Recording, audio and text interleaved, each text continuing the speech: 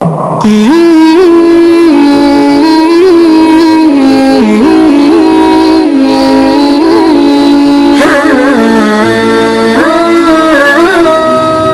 اللہ الرحمن الرحیم۔ آج ہے ہمارا لیسن نمبر 3۔ پہلے میں نے آپ کے سامنے وضو کے فرائض اور وضو کی سنتیں رکھی تھی۔ آج انشاءاللہ ہم وضو کے مستحبات پڑھیں گے۔ لکھا ہوا جی وضو کے مستحبات سے متعلق مسائل۔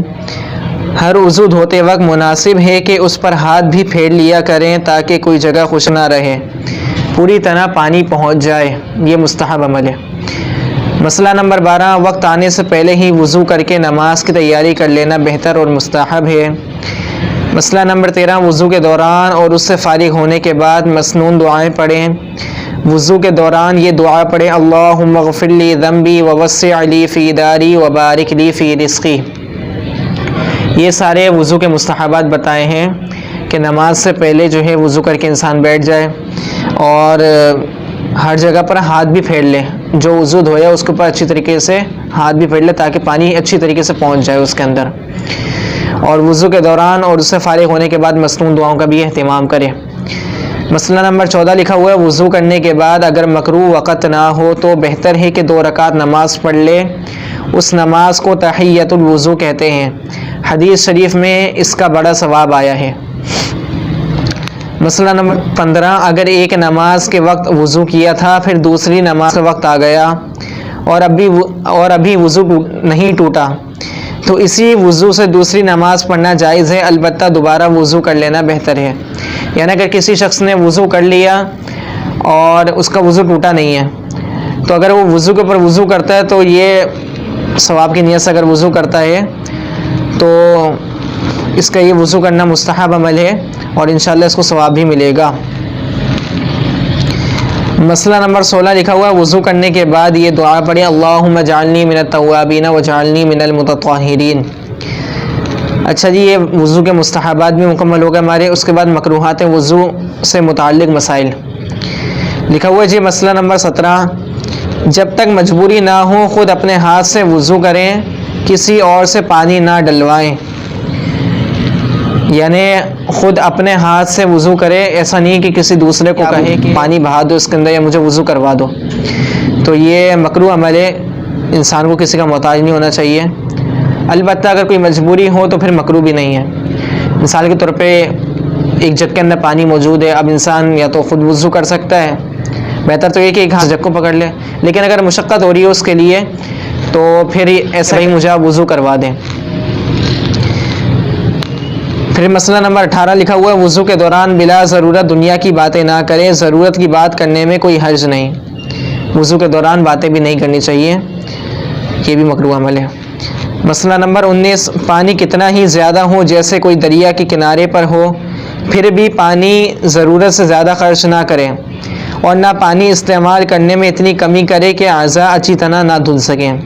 یعنی نہ اتنا کم پانی لے کہ اچھی طریقے سے وضو نہ کر سکے وہ، اور نہ اتنا زیادہ پانی لے کہ جس کے اندر اسراف کا خدشہ ہو۔ اگر کوئی انسان کسی نہر کے اوپر بیٹھا ہوا ہے یا کسی ایسی جگہ سے وضو کر رہا ہے کہ جو بہنے والا پانی ہے تو اس کے اندر بھی اسراف نہ کرے۔ یعنی ایسا نہیں کہ آپ بھر بھر کے کیا کر رہے ہیں، اس کو بہائے جا رہے ہیں وضو کرنے کے لیے، تو یہ بھی مکروہ عمل ہے، اسراف نہ کرے، اور نہ اتنا زیادہ کم پانی لے کہ جس سے وضو ہی اچھی طریقے سے نہ ہو سکے، تو جتنی ضرورت ہے اس حساب سے پانی کو لے لے۔ اچھا، مسئلہ نمبر 20 لکھا ہوا ہے، کسی عضو کو 3 مرتبہ سے زیادہ نہ دھوئے، البتہ اگر کوئی جگہ خشک رہ گئی ہو تو دھونا ضروری ہے۔ یعنی اگر آپ نے مثال کے طور پہ چہرہ 3 مرتبہ دھو لیا تو آپ 4تھی مرتبہ نہ دھوئیں، لیکن البتہ اگر آپ نے ویسے بھی دھو لیا تو اگر ضرورت ہے تو پھر دھو لیں، ورنہ نہ دھوئیں تو بہتر ہے۔ مسئلہ نمبر 21 لکھا ہوا، چہرہ دھوتے وقت پانی کا چھینٹا زور سے نہ مارے، نہ پھنکار کر چھینٹے اڑائے۔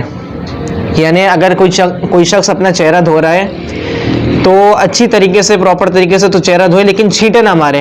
ایسا نہیں کہ زور سے چھینٹ مارے جس سے دوسروں کو بھی نقصان ہوگا اور اپنے چہرے کے اوپر بھی پانی مار رہا، تو یہ اچھی بات نہیں ہے، مکروہ عمل ہے۔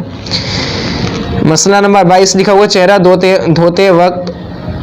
چہرہ دھوتے ہوئے منہ اور آنکھیں بہت زور سے بند نہ کریں۔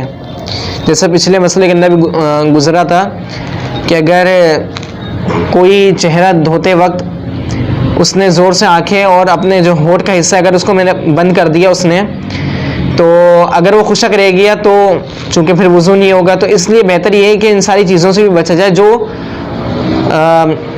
ایک طریقے سے خدشے کے اندر ڈال دیں، انسان کو شک کی بنیاد کے اوپر ڈال دیں، تو ایسی چیزوں سے بھی بچا جائے۔ مسئلہ نمبر 23 لکھا ہوا، جب ایک دفعہ وضو کر لیا اور وہ ابھی تک ٹوٹا نہیں تو جب تک اس وضو سے کوئی عبادت نہ کر لے اس وقت تک دوسرا وضو کرنا مکروہ اور منع ہے۔ مطلب یہ ہے اس مسئلے کا کہ ایک شخص آیا بھی وضو کر کے، اس نے نہ کوئی نماز پڑھی ہے، یہاں سے وہ وضو کر کے باہر نکلا، وضو خانے سے پھر دوبارہ وضو کرنے جا رہا ہے، پھر دوبارہ نکل رہا ہے، پھر دوبارہ کرنے جا رہا ہے، تو یہ جو بار بار وضو کر رہا ہے تو یہ بار بار وضو کرنا مکروہ ہے جب تک کہ کوئی نماز یا کوئی عبادت وغیرہ نہ کر لے اس وضو سے۔ تو یہی لکھا ہوا ہے۔ اس کی وجہ یہ ہے کہ ایک طریقے سے اسراف بھی ہو رہا ہے، دوسرا اس کی ضرورت بھی نہیں ہے۔ اس کی ضرورت اس لیے نہیں جب آپ کا ایک طریقے سے پراپر طریقے سے وضو ہو چکا ہے، پھر آپ دوبارہ کیوں وضو کر رہے ہو؟ یا تو اگر آپ کا وضو ٹوٹ گیا پھر آپ وضو کرو جب تو بات سمجھ میں آتی ہے، لیکن آپ کا وضو ٹوٹا نہیں ہے، آپ وضو کے اوپر وضو کر رہے ہو، درمیان کے اندر آپ نے کوئی عبادت بھی نہیں کری ہے، تو اس طریقے سے کرنا مکروہ عمل ہے۔ چنانچہ اگر نہاتے وقت کسی نے وضو کیا ہے تو اسی وضو سے نماز پڑھنا چاہیے، اس وضو کے ہوتے ہوئے دوسرا وضو نہ کرے۔ ہاں اگر کم از کم 2 رکعت نماز اس وضو سے پڑھ چکا ہو تو دوسرا وضو کرنے میں حرج نہیں بلکہ ثواب ہے۔ اچھا جی، آگے اضافے کے طور پہ ایک بات لکھی ہوئی ہے، یہاں تک تو وضو کے فرائض، وضو کی سنتیں، وضو کے مستحبات اور مکروہات ذکر کر دیے۔ اب آگے اضافے کے طور پہ کیا لکھا ہوا ہے اس کو بھی ہم انشاءاللہ پڑھ لیتے ہیں۔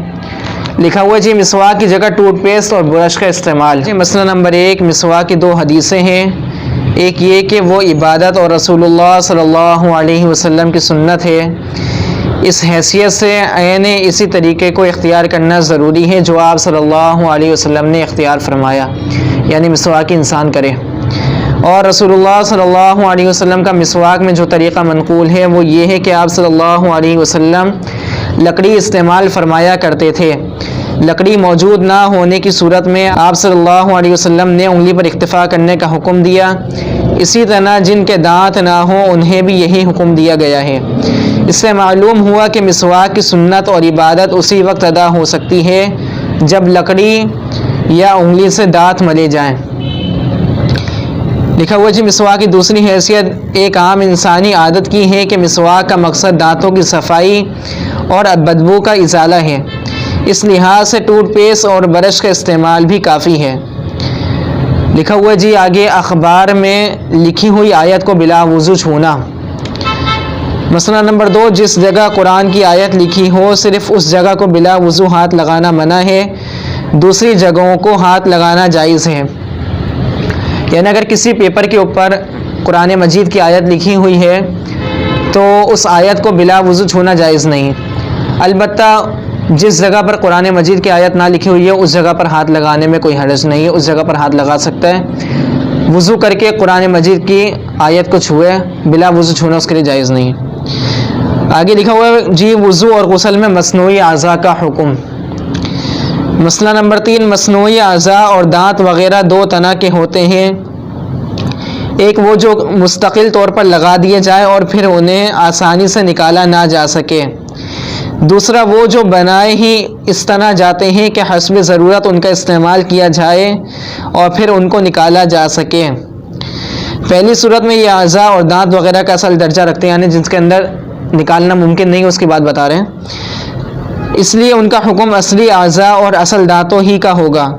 وضو اور غسل میں ان تک پانی پہنچانا ضروری ہوگا، ان اعضاء اور دانتوں کو نکال کر ان کے نیچے پانی پہنچانا ضروری نہیں، یعنی وہ اصل ہی کے قائم مقام بن جائیں گے اگر اس کو نکالنا مشکل ہے۔ یعنی اگر وہ نہ نکل سکتے ہوں، دانت ہو یا کوئی ایسی چیز ہو جو نہ نکل سکتی ہو، تو پھر اسی کے اوپر ہی انسان وضو اور غسل کر لے تو انشاءاللہ اس کا وضو اور غسل ادا ہو جائے گا اگر وہ نکل نہ سکتی ہو۔ دوسری صورت میں ان کی حیثیت ایک زائد چیز کی ہوگی، یعنی وضو اور غسل اسی وقت درست ہوگا جب ان کو نکال کر اصل جسم تک پانی پہنچائے، اگر ایسا نہ کیا گیا تو وضو اور غسل درست نہیں ہوگا۔ یعنی اگر اس کو نکالنا آسانی کے ساتھ ممکن ہے تو پھر اس کو نکالا جائے گا. بغیر نکالے وضو بھی درست نہیں ہوگا اور غسل بھی درست نہیں. کلی کرنا جو ہے مسواک کرنا اور کلی کرنا وضو کے اندر یہ تو سنت عمل ہے.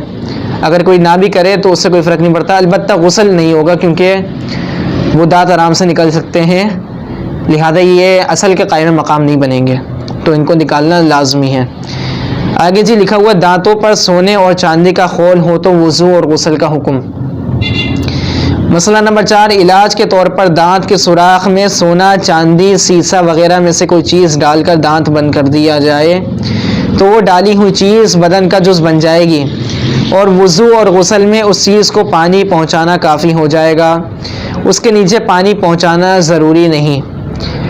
یعنی اگر کوئی خول تھا دانتوں کے درمیان کے اندر اور اس کو کسی ڈاکٹر وغیرہ نے اس کو کسی سیسے سے یا سونے یا چاندی سے جو ہے اس سوراخ کو بند کر دیا, تو اب اس کا نکالنا چونکہ مشکل ہے, لہذا اب اسی کے اوپر صرف پانی بہا دے تو انشاءاللہ اس کا غسل ہو جائے گا, کیونکہ اس کو نکالنا ناممکن سی بات ہے یا نکالنے میں بہت زیادہ حرج ہے. آگے لکھا ہوا جی سرخی پاؤڈر اور کریم لگا کر وضو کرنا. مسئلہ نمبر 5, سرخی پاؤڈر اور کریم میں اگر کوئی ناپاک چیز ملی ہوئی نہ ہو تو اس کا استعمال کرنے میں کوئی حرج نہیں. البتہ اگر ان میں سے کسی چیز کی بھی تہیں جم جاتی ہو تو وضو کے صحیح ہونے کے لیے اس کا اتارنا واجب ہے. تہیں اتارے بغیر وضو صحیح نہیں ہوگا. یعنی ہر وہ چیز جس کا کوئی جسم ہو تو اس کو, اور وہ چیز جسم تک دوسرے یعنی جو ہماری باڈی ہے اس تک پہنچنے کے اندر مانع ہو, یعنی وہ پانی کو باڈی تک پہنچنے کے لیے رکاوٹ چیز بن رہی ہو, وہ جو میک اپ ہے یا کوئی کریم وغیرہ ہے وہ اگر پانی کو جسم تک نہیں پہنچنے دیتا تو پھر اس سے وضو اور غسل ادا نہیں ہوگا. اور اس کو چیک کرنے کا طریقہ کار بہت آسان ہے کہ آپ کوئی کاغذ لے لیں اور اس کے اوپر وہ کریم یا کوئی بھی جو چیز ہے میک اپ وغیرہ جو بھی چیز ہے, یا اسی طریقے سے مہندی ہو گئی, تو آپ اس کے اوپر اس کاغذ کے اوپر وہ چیز ڈال دیں. جب وہ چیز خشک ہو جائے جو آپ نے ڈالی ہے مہندی ہو یا کوئی پاؤڈر وغیرہ, اگر وہ خشک ہو جائے پھر اس کے بعد آپ پانی کی بوند ٹپکائیں اور یہ دیکھیں کہ کاغذ کے نیچے والے حصے کے اوپر پانی پہنچ رہا ہے یا نہیں پہنچ رہا. اگر اس کے نیچے والے حصے کے اوپر پانی پہنچ رہا ہے تو اس کا مطلب یہ ہے کہ یہ چیز جسم تک پانی پہنچانے کے اندر رکاوٹ نہیں ہے, تو لہذا اس سے پھر آپ وضو بھی کر سکتے ہیں, غسل بھی کریں گے تو ادا ہو جائے گا. یعنی یہ چیز پانی پہنچانے تک رکاوٹ نہیں بن رہی ہے جسم تک, تو لہذا وضو اور غسل ادا ہو جائے گا. آگے لکھا ہوا جی وگ کا استعمال اور وضو. نمبر 6, وگ یعنی مصنوعی بال اگر انسان کے ہوں تو ان کو لگانا گناہ کبیرہ ہے. یعنی کسی دوسرے انسان کی وگ لگانا جائز نہیں, کسی دوسرے انسان کے بال نکال کے وگ کے طور پہ لگانا جائز نہیں ہے. حدیث میں اس پر لعنت آئی ہے, اور اگر کسی دوسرے جانور کے ہوں تو لگانا جائز ہے. البتہ باہر صورت وضو میں مسح کے وقت ان کو اتارنا ضروری ہے, اگر ان پر مسح کر لیا تو وضو نہیں ہوگا. یعنی اگر کسی نے وگ لگا لی ہے تو چونکہ وضو کے اندر چوتھائی سر کا مسح کرنا یہ فرض ہے, لہذا اس وگ کو اتارنا لازمی ہے وضو کے دوران. اگر وگ کو نہیں اتارا اسی کے اوپر ہی مسح کر لیا تو وضو ادا نہیں ہوگا. اسی طریقے سے اگر کوئی شخص غسل کر رہا ہے تو غسل کے اندر بھی اس کو اتارنا لازمی ہے, اگر نہیں اتارا تو پھر اس کا غسل بھی نہیں ہوگا. اور اگر وگ وغیرہ یا کوئی بھی ایسی چیز ہے جو اتنا زیادہ چپک گئی ہے بالکل ہی کہ اس کو ہٹانا ناممکن سی بات ہے, تو پھر اسی کے اوپر ہی پانی بہا لے تو انشاءاللہ اس کا وضو بھی ادا ہو جائے گا, اور اگر مسح کر لے تو وضو بھی ادا ہو جائے گا, اور اگر پانی بہا دے تو غسل بھی انشاءاللہ ادا ہو جائے گا اس کا. آگے جی لکھا ہوا وضو توڑنے والی چیزیں. مسئلہ نمبر 1, پاخانہ, پیشاب اور ہوا جو پاخانے کے مقام سے نکلے اس سے وضو ٹوٹ جاتا ہے. البتہ اگر پیشاب کے مقام سے ہوا نکلے جیسا کہ کبھی بیماری کی وجہ سے ہو جاتا ہے تو اس سے وضو نہیں ٹوٹتا. یعنی جس کو ہم کہتے ہیں سبیلین, یعنی اگلے شرمگاہ سے یا پچھلی شرمگاہ سے اگر کوئی چیز خارج ہو جائے جسم سے تو اس سے وضو ٹوٹ جاتا ہے. البتہ اگر اگلی شرمگاہ سے کوئی ہوا وغیرہ خارج ہو جائے, چونکہ وہ عام طور پر ہوتی نہیں ہے, لہذا اس سے پھر وضو ٹوٹے گا نہیں, کیونکہ یہ بیماری کی وجہ سے ہوتا ہے, اس سے پھر وضو نہیں ٹوٹتا. مسئلہ نمبر 2 لکھا ہوا ہے عورت کو ہاتھ لگانے یا عورت کا خیال کرنے سے آگے کی راہ سے جو پانی آ جائے اس سے وضو ٹوٹ جاتا ہے, اور اس پانی کو جو جوش کے وقت نکلتا ہے مزی کہتے ہیں, اس سے وضو ٹوٹ جاتا ہے, البتہ غسل واجب نہیں ہوتا. مسئلہ نمبر 3 مرد کے پیشاب کے مقام سے جب عورت کا پیشاب کا مقام مل جائے اور کچھ کپڑا وغیرہ بیچ میں نہ ہو تو وضو ٹوٹ جاتا ہے، چاہے کچھ نکلے یا نہ نکلے۔ اگرچہ حیا کے خلاف مسئلہ ہے، لیکن چونکہ یہ مسائل عموماً طور پہ پیش آتے رہتے ہیں اس لیے میں نے اس کو ذکر کر دیا۔ مسئلہ نمبر 4، بواسیر کا مسئلہ نکلنے سے وضو ٹوٹ جاتا ہے۔ مسئلہ نمبر 5، منی اگر بغیر شہوت خارج ہو تو وضو ٹوٹ جائے گا۔ مثلاً کسی نے کوئی بوجھ اٹھایا یا کسی اونچے مقام سے گر پڑا اور چوٹ کی وجہ سے منی بغیر شہوت کے خارج ہو گئی تو اس سے بھی وضو ٹوٹ جائے گا۔ یعنی شہوت کے ساتھ اگر نکلے گی تو غسل بھی واجب ہو جائے گا، اور اگر بغیر شہوت کے نکلی ہے تو صرف وضو ٹوٹ جائے گا۔ مسئلہ نمبر 6 لکھا ہوا، آگے یا پیچھے کی راہ سے کوئی چیز جیسے کیڑا، کنکری وغیرہ نکلے تو اس سے بھی وضو ٹوٹ جاتا ہے۔ مسئلہ نمبر 7، اگر عورت نے اپنی شرمگاہ کے اندر تیل ٹپکایا یا مرہم لگائی تو اس کے باہر نکل آنے سے وضو ٹوٹ جاتا ہے۔ یہ بھی حیا کے خلاف مسئلہ تھا، لیکن چونکہ لکھا ہوا ہے تو مسائل پیش آتے رہتے ہیں یہ۔ مسئلہ نمبر 8، بواسیر کے علاج کے لیے کوئی تیل یا مرہم پخانے کے مقام کے اندر لگایا، اگر وہ باہر نکل آئے تو وضو ٹوٹ جائے گا۔ یوں سمجھا جائے گا ان دونوں مسئلوں کے اندر کہ لہذا اندر سے کسی چیز کا خروج ہوا ہے، تو لہذا ان ساری چیزوں سے، یعنی جو اگلی یا پچھلی شرمگاہ سے کوئی چیز نکلے تو اس سے وضو ٹوٹ جاتا ہے بہرحال۔ تو یوں سمجھائے گا کہ وہ اگلی شرمگاہ سے یا پچھلی شرمگاہ سے ہی نکلی ہے، چاہے وہ کسی بھی صورت کا نہ نکلی ہو۔ اچھا جی، مسئلہ نمبر 9 لکھا ہوا، عورتوں میں بیماری کی وجہ سے جو لیس دار پانی آگے کی طرف سے آتا ہے وہ پانی نجس ہے اور اس کے نکلنے سے بھی وضو ٹوٹ جاتا ہے۔ مسئلہ نمبر 10، جو ہوا مرد اور عورت کے پیشاب کے مقام سے نکلے تو اس سے وضو نہیں ٹوٹتا۔ اچھا، مسئلہ نمبر 11 لکھا ہوا، عورت کے اندر ونی معائنے کے لیے اگر لیڈی ڈاکٹر نے شرمگاہ میں انگلی داخل کی تو وضو ٹوٹ جائے گا۔